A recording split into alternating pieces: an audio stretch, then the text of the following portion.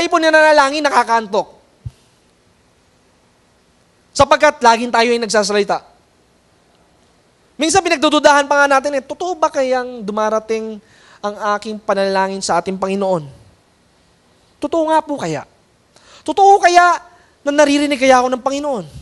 Sapagkat hindi naman sumasagot ang Diyos sa boses sa aking panalangin.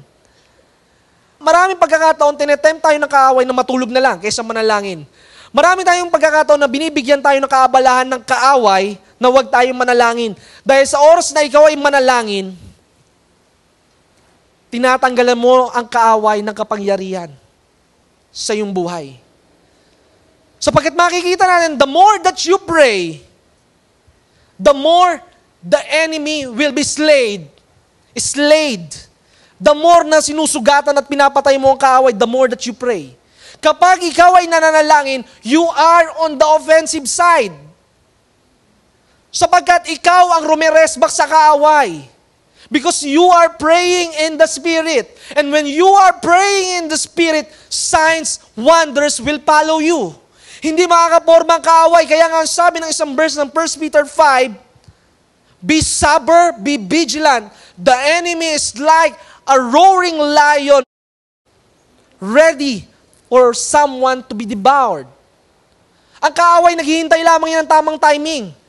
Kung ikaw ay laging nananalangin, hindi lamang basta ikaw ay naluod, kahit ikaw ay nasa lahat ng bahagi ng lugar, ikaw ay nananalangin in spirit, hindi makaka-penetrate ang kaaway because you are protected.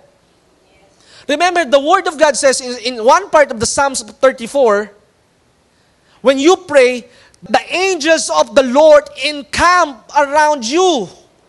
Na ang mga anghel ng Panginoon ay nakapaligid sa iyo kapag ikaw ay laging tumatawag at nananalangin sa Kanya.